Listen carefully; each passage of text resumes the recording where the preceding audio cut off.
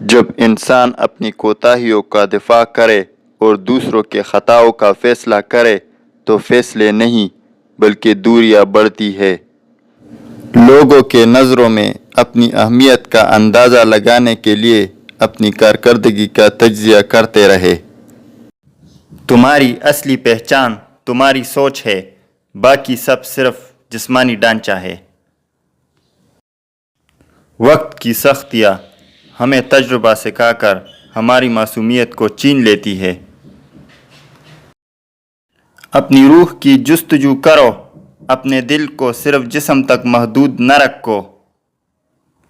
तुम्हारी मुश्किलात तुम्हारे अदब और शुक्रगुजारी की कमी से वाबस्ता है। हर शख्स की खुशी किसी न किसी के चेहरे से जुड़ी होती है। अगर आप जान जाए कि आप किसी के खुशी की वजह है तो फ़ख्र न करें बल्कि शुक्र अदा करें। जितनी ज़्यादा खामोशी इतना ज़्यादा सुनने की सलाहियत बेहतर होती है।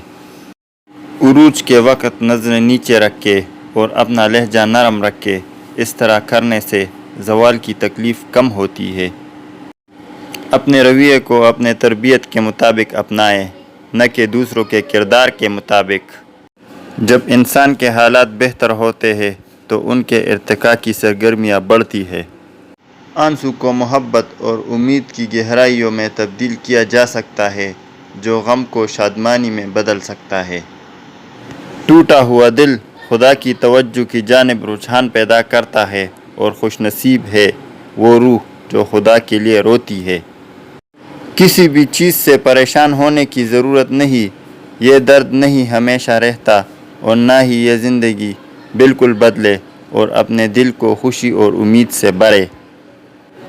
अगर अपनी बात की कदर करवानी है तो दो तरीके हैं। बात करने से पहले हमेशा सोच समझ कर बोले, हमेशा खुश अखलाकी और नरम दिली से बात करें। दौलत पर कभी भरोसा न करो, क्योंकि दौलत तुम्हें बिस्तर दे सकती है मगर अच्छी नींद नहीं दे सकती। दौलत तुम्हें इल्म दे सकती है मगर वो खुशी नहीं दे सकती जिसके तुम हकदार हो। अच्छी सूरत दिल को मुतासर करती है जबकि अच्छी सीरत रूह को मुतासर करती है। अल्लाह के ख़ज़ानों में सबसे अच्छी चीज़ राह हक इख्तियार करना है। इंसान का दिल और नज़र काबू में न होने की सूरत में वसवसे पैदा होते हैं, उसे बदलने की कोशिश करें। नमाज़ें पढ़ने और सदका खैरात करने के बावजूद अगर ज़िंदगी में सुकून नहीं है तो नीयतों को दोबारा सही करें। इनको साफ़ रखो। नीयत ठीक होने से बेहतर फ़ायदा होता है।